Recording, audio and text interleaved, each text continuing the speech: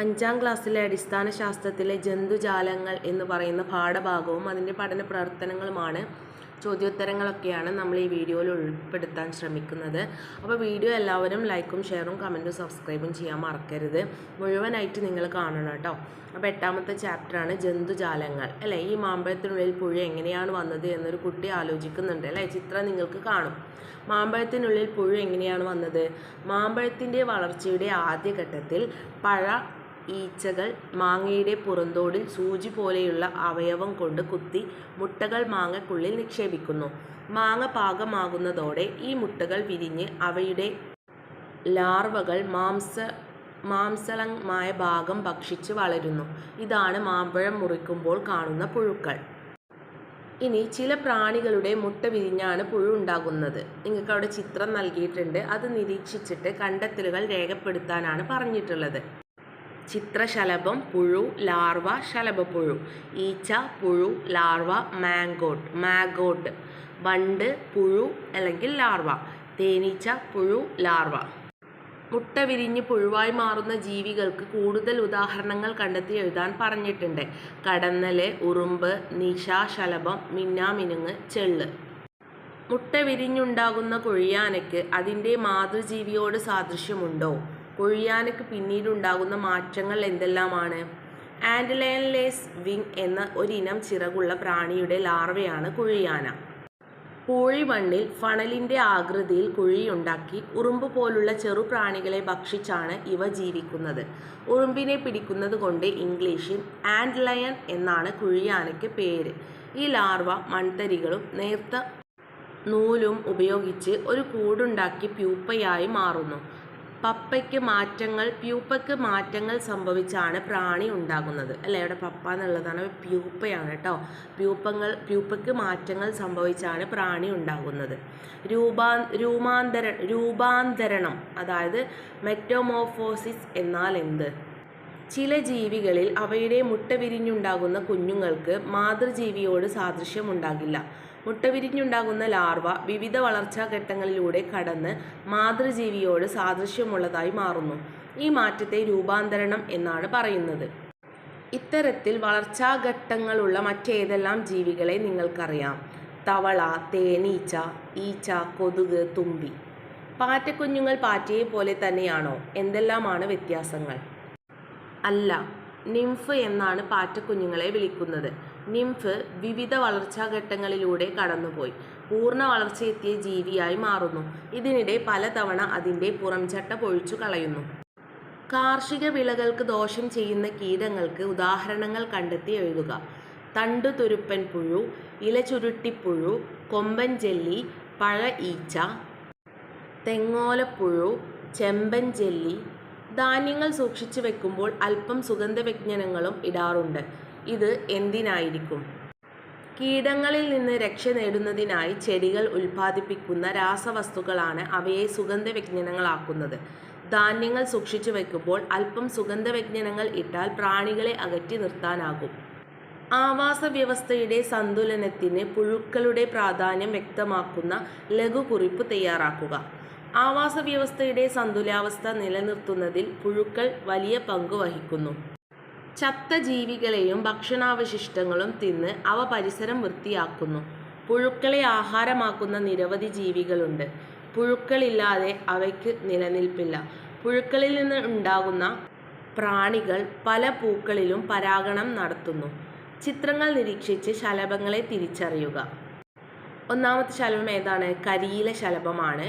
രണ്ടാമത്തത് വിലാസിനി, മൂന്നാമത്തത് മഞ്ഞപ്പാപ്പാത്തി, നാലാമത്തത് വരയൻ കടുവ, അഞ്ചാമത്തത് ബുദ്ധമയൂരി, ആറാമത്തത് ഗരുഡശലഭം. ചിത്രശലഭങ്ങളെക്കുറിച്ച് ഒരു കുറിപ്പ് തയ്യാറാക്കുക. പ്രാണി കുടുംബത്തിലെ ഒരു വിഭാഗമാണ് ചിത്രശലഭങ്ങൾ. ചിത്രശലഭങ്ങൾ ചില പ്രത്യേക സസ്യങ്ങളിലാണ് മുട്ടയിടുന്നത്. ശലഭപ്പുഴുക്കളുടെ ഭക്ഷണം ഈ സസ്യത്തിൻ്റെ ഭാഗങ്ങളാണ്. ശലഭങ്ങളുടെ നിലനിൽപ്പിന് തേൻ കുടിക്കാനുള്ള സസ്യങ്ങളും നെക്ടർ പ്ലാന്റ്സ്, ലാർവയ്ക്ക് ഭക്ഷണത്തിനുള്ള സസ്യങ്ങളും ഹോസ്റ്റ് പ്ലാന്റ് വേണം. ഈ രണ്ടു തരം സസ്യങ്ങളുമുള്ള ഉദ്യാനമാണ് ശലഭോദ്യാനം. പുഴുക്കളുടെ സവിശേഷതകൾ എന്തൊക്കെയാണ്? രാത്രിയിൽ കാണപ്പെടുന്ന ശലഭങ്ങളാണ് നിശാശലഭങ്ങൾ. ചിത്രശലഭങ്ങളെ പോലെ ഇവയ്ക്ക് മിക്കതിനും വർണ്ണഭംഗി ഉണ്ടാകാറില്ല. ചില നിശാശലഭങ്ങൾക്ക് തൂവൽ പോലുള്ള സ്പർശനികളാണുള്ളത്. ഒരു തരം നിശാശലഭത്തിൻ്റെ ലാർവയ്ക്കുണ്ടാക്കുന്ന കൊക്കൂണിൽ നിന്നാണ് പട്ടുനൂൽ ഉൽപ്പാദിപ്പിക്കുന്നത്. ചിത്രശലഭങ്ങളും നിശാശലഭങ്ങളും തമ്മിലുള്ള വ്യത്യാസങ്ങൾ പട്ടികപ്പെടുത്തുക. ചിത്രശലഭം ആന്റിന മെലിഞ്ഞതും മുകളിലോട്ട് വളഞ്ഞതുമാണ്. തൂവൽ അല്ലെങ്കിൽ പോലുള്ള ആകൃതിയിലുള്ള തടിച്ച ആന്റിനയാണ് നിശാശലഭത്തിനുള്ളത്. പകൽ സജീവമാണ്, രാത്രികാലത്താണ് സജീവം. ചിറകുകൾ കൂടിച്ചേർന്നു ചിറകുകൾ വിടർത്തി വിശ്രമിക്കുന്നു. പിന്നെ അതുപോലെ സിൽക്ക് കൊക്കൂൺ കാണുന്നില്ല. പിന്നെ സിൽക്ക് പ്യൂപ്പകൾക്കായിട്ട് സിൽക്ക് നൂല് കൊണ്ട് കൊക്കൂൺ നിർമ്മിക്കുന്നു. നിറം കുറഞ്ഞ ചിറകുകളാണ്, നല്ല നിറങ്ങളുള്ള ചിറകുകളാണ്. പിന്നെ നിറം കുറഞ്ഞ ചിറകുകളാണ്. ചിറകുകൾ ശരീരം മെലിഞ്ഞതാണ്, ശരീരം തടിച്ചതും നിറയെ രോമങ്ങളുള്ളതുമാണ്. ഇവിടെ ചിത്രത്തിൽ നൽകിയിരിക്കുന്ന ജീവികളുടെ പേരുകൾ എഴുതാനാണ് പറഞ്ഞിട്ടുള്ളത്. ഉറുമ്പ്, തേള്, ഡ്രാഗൺ ഫ്ലൈ, പേൻ, കടന്നൽ, പഴുതാര, ചിലന്തി. എത്ര തരം ഉറുമ്പുകളെ നിങ്ങൾക്കറിയാം? പേരുകൾ എഴുതുക. ചോണനുറുമ്പ്, പുളിയുറുമ്പ്, കട്ടുറുമ്പ്, മരയുറുമ്പ്, നെയ്യുറുമ്പ്. ഉറുമ്പുകൾ സമൂഹമായി കഴിയുന്ന ജീവികളാണ് ഉറുമ്പുകൾ. മുട്ടയിടുക, ഭക്ഷണം ശേഖരിക്കുക, ശത്രുക്കളിൽ നിന്ന് സംരക്ഷണം നൽകുക എന്നീ ജോലികൾ ചെയ്യുന്ന വ്യത്യസ്ത വിഭാഗം ഉറുമ്പുകളെ ഒരു കൂട്ടത്തിൽ കാണാം. പ്രത്യുൽപാദന ധർമ്മം നിർവഹിക്കുന്ന ആൺ പെൺ ഉറുമ്പുകൾ കൂട്ടിൽ നിന്നും ചിറക് മുളച്ച് പുറത്തു വരുന്നു. ഇവ മറ്റൊരു കൂട്ടിലെ ആൺ പെൺ ഉറുമ്പുകളുമായി ഇണചേരുകയും പുതിയ കൂടുണ്ടാക്കുകയും ചെയ്യുന്നു. എപ്പോഴാണ് ഉറുമ്പുകൾക്ക് ചിറക് മുളയ്ക്കുന്നത്? പ്രത്യുൽപാദന ധർമ്മം നിർവഹിക്കുന്നതിന്. ജലജീവിതത്തിനായി മത്സ്യങ്ങൾക്കുള്ള അനുകൂലനങ്ങൾ എന്തൊക്കെയാണ്? വായു സഞ്ചി അതായത് എയർ ബ്ലാഡർ വ്യത്യസ്ത ആഴത്തിൽ മുകളിലും താഴെയും നീങ്ങാൻ സഹായിക്കുന്നു. ജലപരിസ്ഥിതിയിലെ മാറ്റങ്ങൾ തിരിച്ചറിയാൻ പാർശ്വരേഖകൾ സഹായിക്കുന്നു. ജലത്തിലൂടെ ചലിക്കുന്നതിന് ചിറകുകൾ സഹായിക്കുന്നു. ശരീരത്തെ സംരക്ഷിക്കുന്നതിനും ജലത്തിൻ്റെ ഘർഷണം കുറയ്ക്കുന്നതിനും ശൽക്കങ്ങൾ സഹായിക്കുന്നു. ജലത്തിനുള്ളിലെ ശ്വസനത്തിന് ചെകിളപ്പൂക്കൾ സഹായിക്കുന്നു. നമ്മുടെ നാട്ടിലെ മത്സ്യങ്ങൾ മുട്ടയിടുന്നത് ഏതെല്ലാം മാസങ്ങളിലാണ്? ജൂൺ, ജൂലൈ മാസങ്ങളിൽ.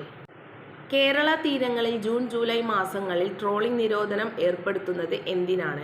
ജൂൺ മാസത്തിൽ കാലവർഷം എത്തുന്നതോടെയാണ് മത്സ്യങ്ങൾ പ്രജനനം നടത്തുന്നത്. മുട്ടയിടുന്ന ഈ സമയത്ത് അവയെ പിടിക്കുന്നത് മത്സ്യസമ്പത്ത് കുറയ്ക്കാൻ ഇടയാക്കും. അതിനാൽ ഈ സമയത്തെ മീൻപിടുത്തം നിയമവിരുദ്ധമാണ്.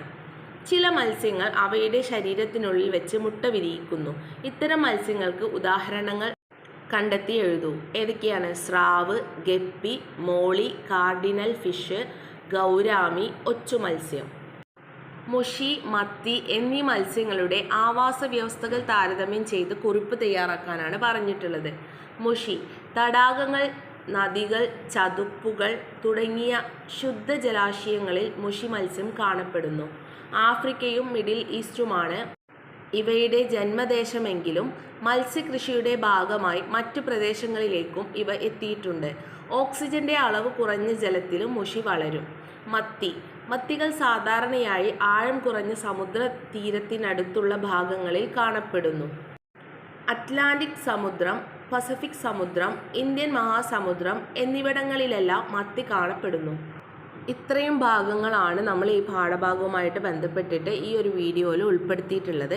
ഇതിൻ്റെ ബാക്കി ഭാഗങ്ങൾ വേണമെങ്കിൽ കമൻറ്റിൽ നിങ്ങൾ ചെയ്യുക. അപ്പോൾ നമുക്ക് ഇതിൻ്റെ ബാക്കി ഭാഗം ഒരു വീഡിയോ ആയിട്ട് ചെയ്യാം.